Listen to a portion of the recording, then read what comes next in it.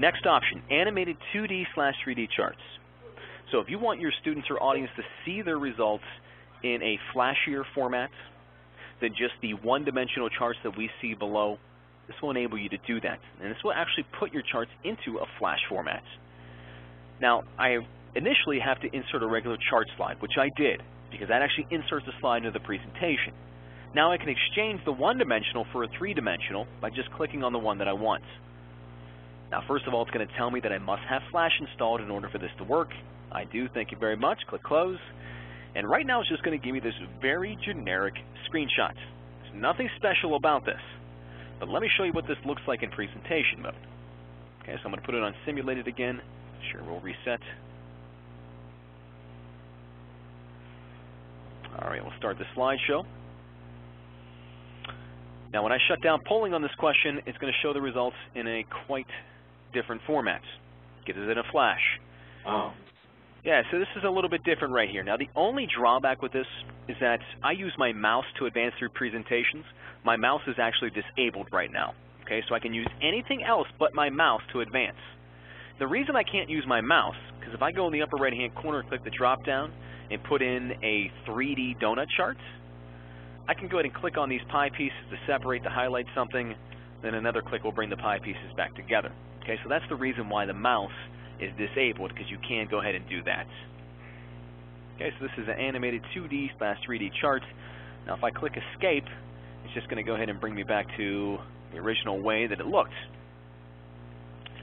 Any questions on that animated chart? No, that's neat. All right, now, another option that we have here is grid. This is a response grid and also a non-response grid. So if you guys are ever going to be using participant list, the response and non-response grid will let you know during the presentation who has answered the question and who has not yet answered. So if I put in this response grid, right now it's just showing that I have something inserted in the lower right-hand corner. But if I was using a participant list, when I bring this live in the presentation, I'm going to have little tiny boxes down below which have each individual's name in the box. And as that person answers the question, the box correlating with their name is going to light up. So only the people who have not yet answered the question do not have boxes that are lit up. So this is the response grid. The other one that we have in here is the non-response grid. Non-response grid does just the opposite. It starts out as a box with all the student names in there. And as the students respond, the box correlating to their name disappears. And the other ones in here, I like giving my 2 cents about these. Hope you guys don't mind. But the answer now indicator does just that. It just indicates to the audience that this indeed is a turning point slide. I don't like to even talk about these that much because I don't really see the overall point of it. Because if I put this in, you can see I have something that says please choose now. And this is going to appear automatically with the slide when I'm running the presentation.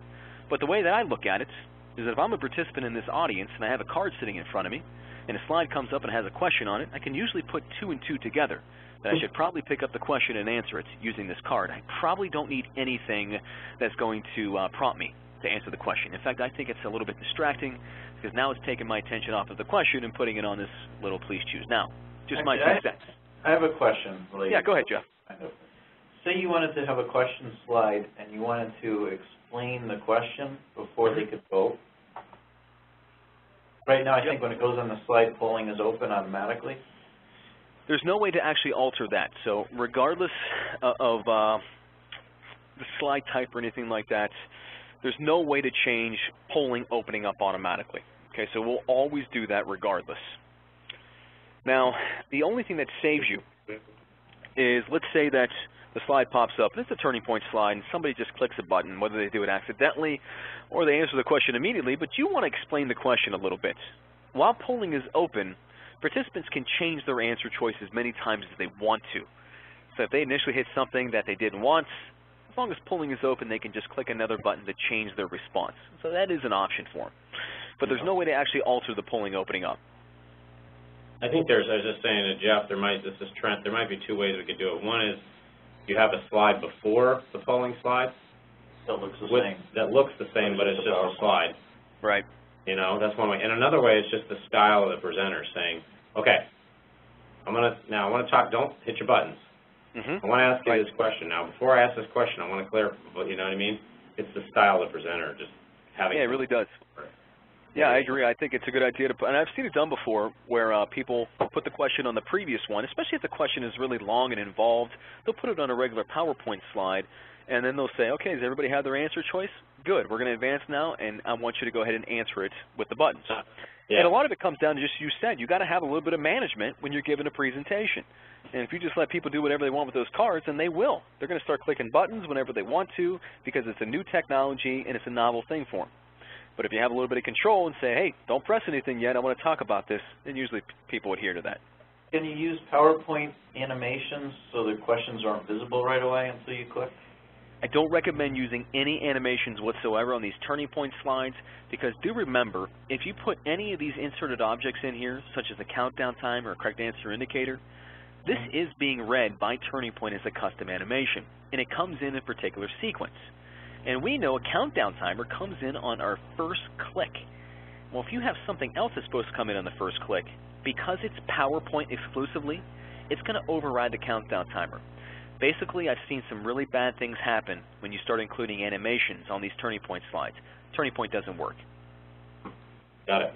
Okay, so just I like to use Turning Point slides exactly what they're meant to be used for, and that's just to show the question and the answer choices and get feedback, knowledge checks, engagement. And I save the animation for the PowerPoint slides. Keep these Turning Point slides nice and clean.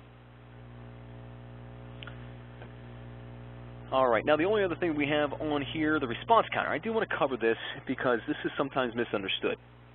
Now, the response counter, when you first look at this, you think that it counts the number of responses of people who have answered the question, and it will do that.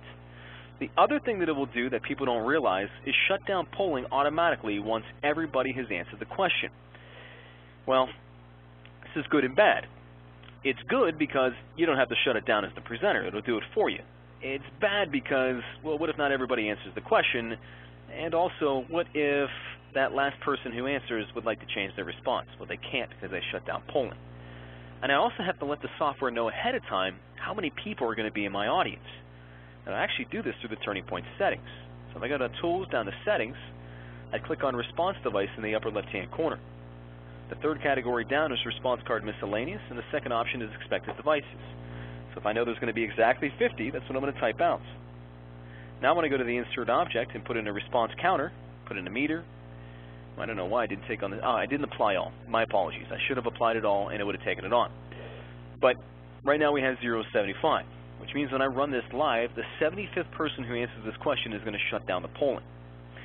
Now the reason this is good is it will shut down the polling automatically. But the reason that I don't think it's always good is because it disables what Turning Point is all about, and that allows people to change their answer choice as many times as they want to when polling is open. But the 75th person doesn't get that chance because they shut down polling. I don't use this personally in any presentation. I don't see the benefit of seeing the number of people who have answered the question because I can see that in the upper right-hand corner in the Turning Point show bar. That's what I was going to say. Is it in the upper right anyways, right? Exactly. I can see it anyway in the upper right-hand corner. So once again, I think it's just a little bit of fluff on the slide. My opinion on it.